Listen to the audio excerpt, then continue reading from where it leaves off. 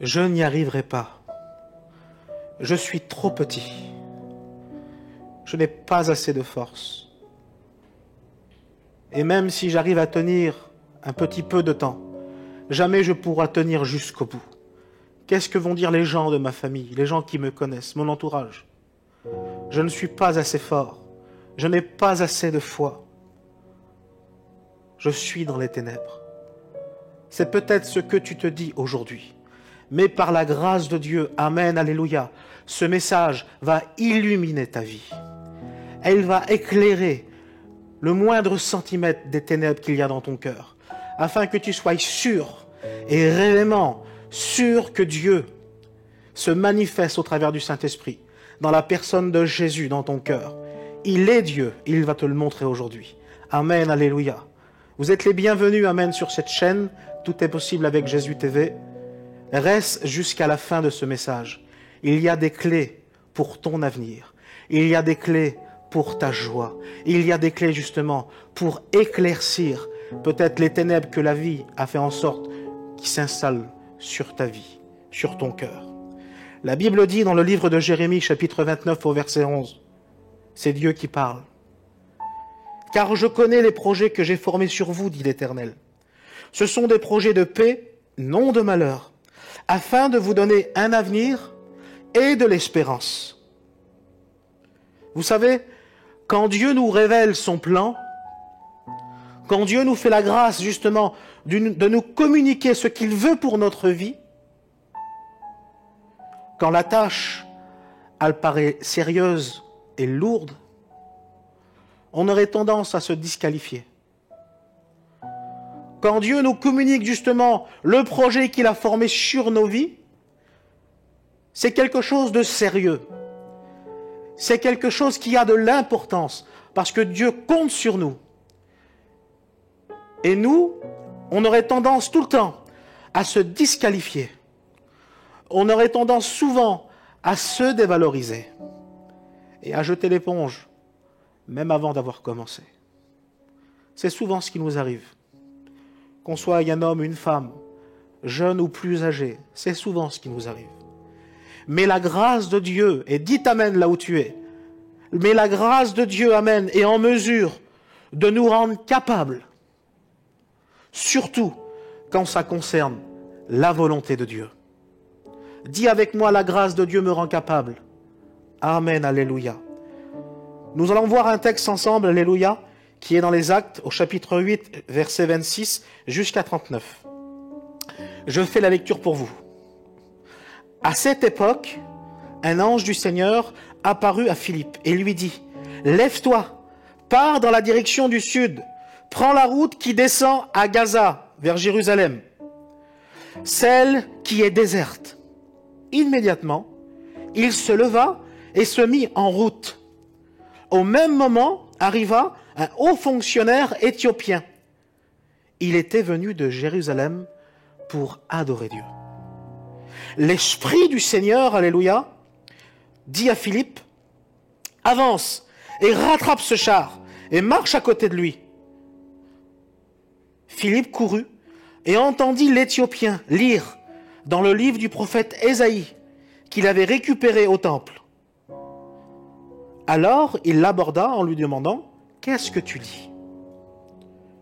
Il lui répondit, « Comment veux-tu que je comprenne ce que je lis ?» reconnut l'Éthiopien. « Si je n'ai personne pour m'expliquer, personne pour me guider, comment veux-tu que je comprenne ?» Il fit signe à Philippe de monter dans son char et de s'asseoir à côté de lui. Il était en train de lire le passage de l'Écriture. « Comme un mouton, il a été conduit à l'abattoir. Comme l'agneau qui se laisse tondre sans aucun cri, il n'a point ouvert la bouche. Il a été humilié et fut injustement traité. Mais par son abaissement, il fait lever la condamnation qui aurait pu prononcer contre nous. Qui peut comprendre les hommes de sa génération? Qui racontera son destin? Qui comptera sa descendance? Car sa vie sur la terre a été supprimée. » L'Éthiopien demanda à Philippe, « Dis-moi, s'il te plaît, de qui est-il question? Du prophète lui-même ou de quelqu'un d'autre. Alors Philippe prit la parole et dit, en partant de ce texte, on lui annonça la bonne nouvelle de Jésus-Christ. Amen. En continuant leur route, ils passèrent devant un point d'eau. L'Éthiopien s'écria, « Voici de l'eau, qu'est-ce qui m'empêche d'être baptisé ?» Il lui dit, « Si tu crois de tout ton cœur, tu le peux. » lui répondit Philippe. « Oui, il déclara, « Je crois que Jésus est le Fils de Dieu. » Aussitôt, il donna l'ordre d'arrêter le char. Philippe et l'Éthiopien descendirent tous les deux dans l'eau et Philippe baptisa l'Éthiopien. Amen, alléluia, que Dieu soit glorifié. Mon premier point est la disqualification. Ce qui empêchait cet homme, l'Éthiopien, ce qui le bloquait, c'était premièrement l'endroit où il était né. L'Éthiopien est un païen. Ça veut dire qu'il n'a pas accès, selon les coutumes de l'époque et les traditions, à la présence de Dieu. Selon ce qu'il était écrit, selon la loi morale de l'époque, il n'avait pas le droit de bénéficier de la présence de Dieu. Il est non-juif. L'endroit où il est né l'empêche d'accomplir ce que son cœur le pousse à le faire. Vous savez, souvent je vois en France des personnes qui voudraient plus que jamais vivre comme des Américains. Alors on achète un gros pick-up, on achète un grand camping-car, on met des grands chapeaux et on essaye de vivre comme un Américain. C'est notre rêve. J'en connais pas mal de gens qui sont comme ça. Mais la réalité est que ces gens sont bien français. Leur carte d'identité est de la nationalité française. Et parfois la réalité vient bloquer le désir qu'il y a à l'intérieur de notre cœur. Parfois l'endroit où on est né, notre statut, la personne que nous sommes, nous empêche d'aller justement à l'endroit que Dieu voudrait qu'on aille. Cet Éthiopien n'a pas la possibilité d'accéder à une solution pour sa vie.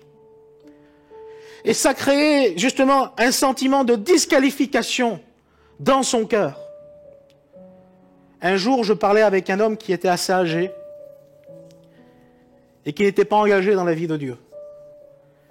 Et cet homme m'a dit, très calmement, « Je crois en Dieu, mon fils. Mais chez nous, mes anciens, il parlait de ses parents, de ses grands-parents, n'ont jamais exercé la foi comme toi tu l'exerces. » J'aimerais te dire que parfois même notre nom de famille, la personne que nous sommes sur cette terre, nous empêche d'aller au bout des choses. Parfois notre nom de famille, la manière dont nous avons été élevés, nous empêche et nous bloque. C'est comme un blocage, comme cet Éthiopien, d'accomplir ce qu'il y a dans notre cœur. J'aimerais te dire quelque chose. C'est que Dieu nous aime. Dieu t'aime. Et tu ne pourras rien changer à ça. Dieu nous aime. Et il nous donnera toujours le moyen d'entrer en contact avec lui. Je répète, Dieu t'aime et il te donnera toujours le moyen à toi, oui à toi, de rentrer en contact avec lui. J'aimerais te dire que quand tu rencontres Dieu, alléluia, le blocage qui te disqualifie se brise en deux dans le nom de Jésus. L'Éthiopien a cherché à remplir le vide de son cœur. Donc, il a entrepris un voyage. On a regardé, on a fait un peu de recherche. Il y a environ un peu plus de 4000 kilomètres entre le lieu où habitait cet Éthiopien et Jérusalem. Et bien sûr, il n'y avait pas les moyens de locomotion comme aujourd'hui. Aujourd'hui, nous avons l'avion, la voiture, le bateau, les trains. Avant, à l'époque, c'était tout autre. La Bible déclare qu'il monta sur son char. Ça veut dire plusieurs mois de marche. Un voyage entrepris sur plusieurs mois. Plus de 4000 kilomètres. Avec des déserts où la journée, il fait très, très chaud. La nuit, il fait très, très froid. Il y a toutes sortes de voleurs, de meurtriers, des bêtes mortelles. J'aimerais te dire qu'il entreprend ce voyage au péril de sa vie, cet Éthiopien. Il y a des déserts et il y a des montagnes.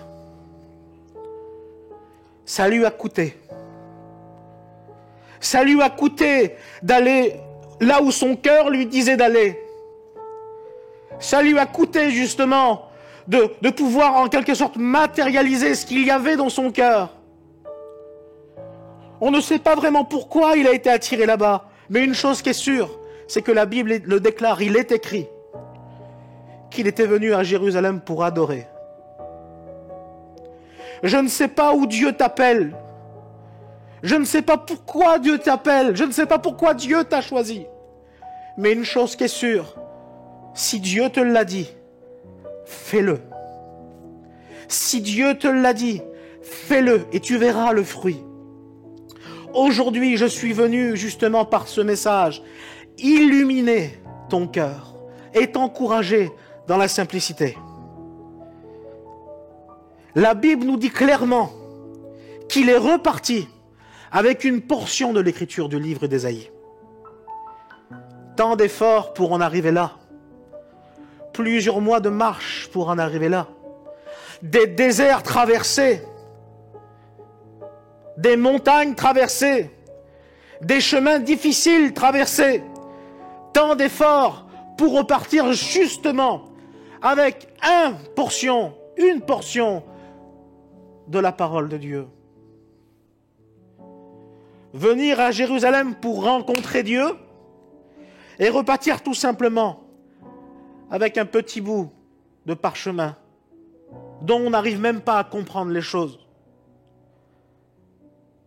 Ça me rappelle un passage de ma vie où justement Dieu m'appelait à quelque chose et j'avais fait les efforts nécessaires, ou du moins je pensais, et je n'avais aucun résultat dans ma vie.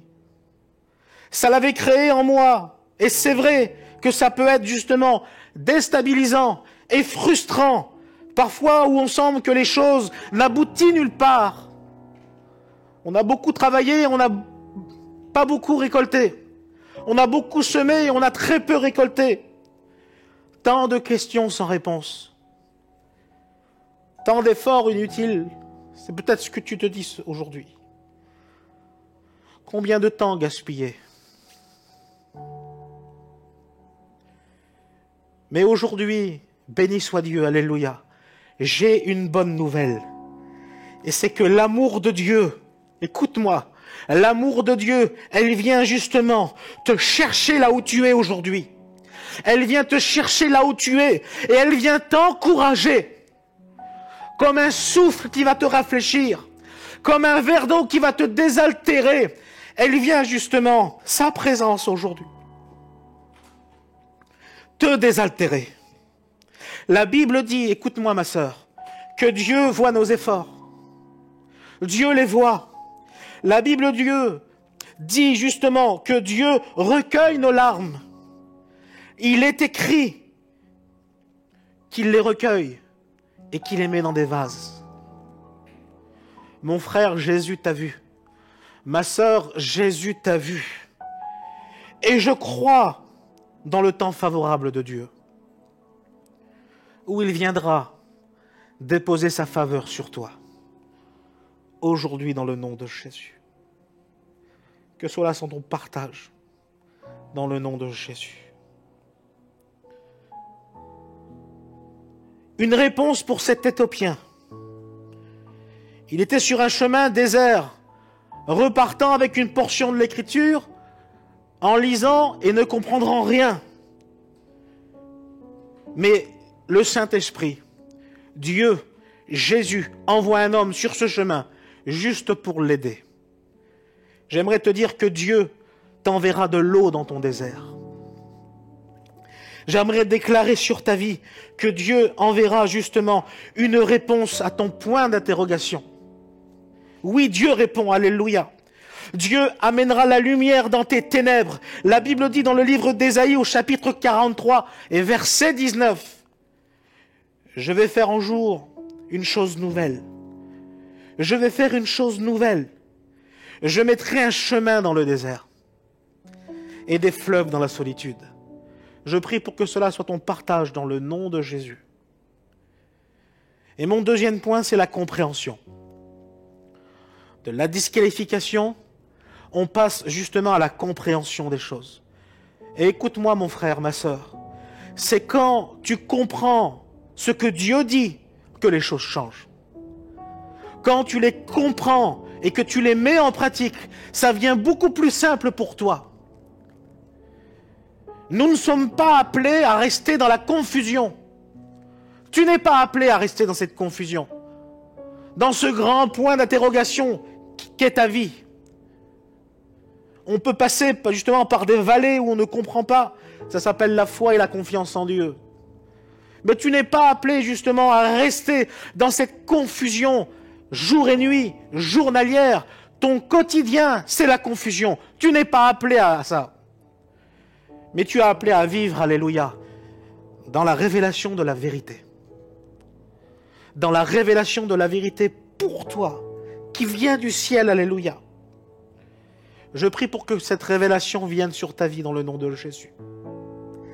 Que la révélation de la vérité pour ta vie, que les clés pour ta vie, pour ta destinée, puissent te toucher là où tu es dans le nom de Jésus. Et que cela soit ton partage. Je ne sais pas où tu es, peut-être dans ta caravane, dans ta maison, dans ton appartement, dans ta voiture, dans un parc avec les oreillettes, je ne sais pas où tu es, mais entre nous, Dieu t'a déjà parlé. Dieu a déjà communiqué à ton cœur des secrets qui ne concernent que toi. Tu as déjà goûté à sa présence. Tu sais où Dieu te veut au fond. Et je parle de la part de Dieu aujourd'hui. Tu sais ce que Dieu t'a dit, tu le sais très bien. Mais il y a comme de la poussière dessus. Il y a comme un drap sur les paroles que Dieu t'a dit. Je vais vous raconter une expérience qui va bien avec ce message. Je venais de me marier, amen, il y a de ça 10 ans. Et j'étais dans la voiture avec ma femme, et j'écoutais un cantique. Et ce cantique parlait d'un petit enfant qui parlait de Jésus-Christ mort et ressuscité à la croix à son grand-père. Et j'ai été touché par le Saint-Esprit en écoutant ce cantique. Et je me rappelle m'avoir garé sur le côté de la route et avoir pleuré. Et ma femme qui était à côté, nous les hommes, on n'a pas trop l'habitude de pleurer devant les femmes, c'est la vérité. J'étais un peu gêné. Et le Saint-Esprit est en train de me communiquer quelque chose. Mon grand-père m'avait offert un personnage en plâtre quand j'étais petit et je l'avais gardé. C'était mon cadeau. Et j'avais écrit la date en dessous le pied de ce bonhomme. Et quand j'avais été touché par le Saint-Esprit, j'ai pris justement ce personnage que mon grand-père m'avait donné. Et quand j'ai pris ce personnage dans les mains, le Saint-Esprit m'a dit dans mon cœur, et j'étais tout jeune à cette époque, il m'a dit, « Briman, tu convertiras ton grand-père. » Et c'était clair. Et je me rappelle l'avoir témoigné à ma femme. Et j'avais repris ma route, et puis on était partis, en priant le Seigneur. On avait été bénis ce jour-là. On avait été visités. Et je me rappelle, à chaque fois que j'avais l'occasion de parler de Jésus à mon grand-père, échec. Échec à chaque fois. À chaque fois que je voulais lancer une conversation, échec.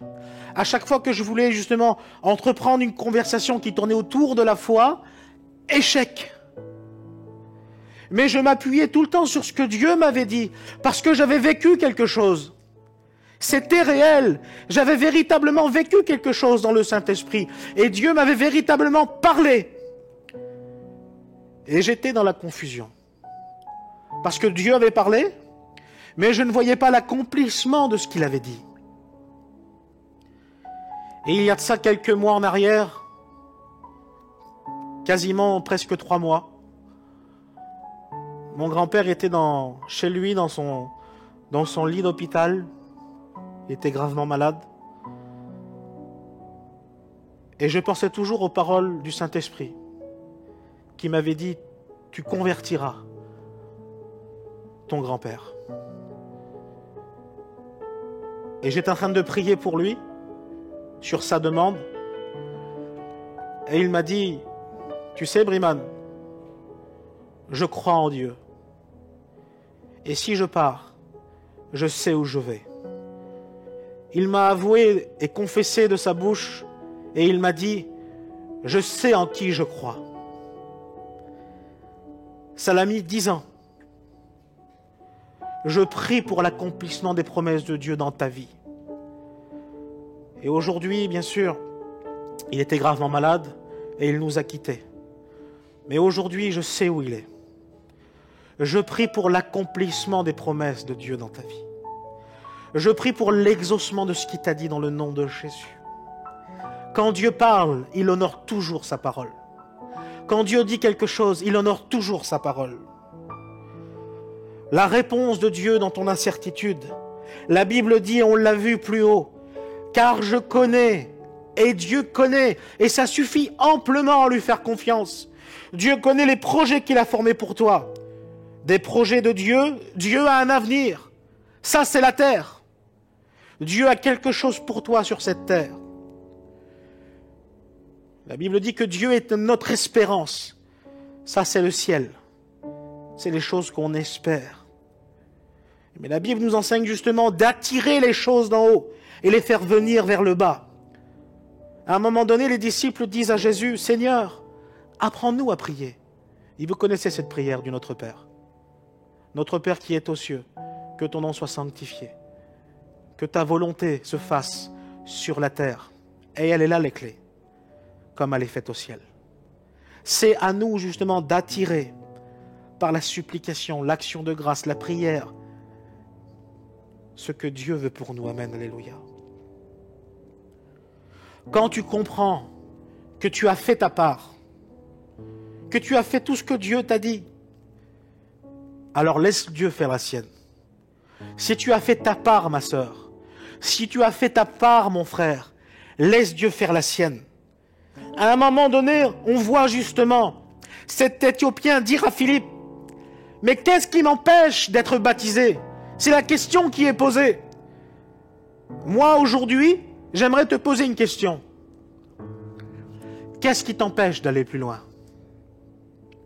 Qu'est-ce qui t'empêche d'avancer? Qu'est-ce qui t'empêche de faire ce dernier pas de foi? Vous savez, pour ceux qui vont jogger, quand on fait un certain nombre de kilomètres, c'est souvent le plus difficile, c'est le dernier. Et on dit que c'est les kilomètres de trop. Fais ce pas de trop.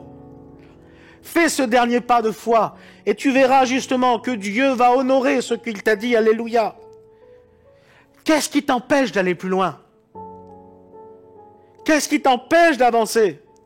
Et mon troisième point, et ça sera le dernier, c'est la foi.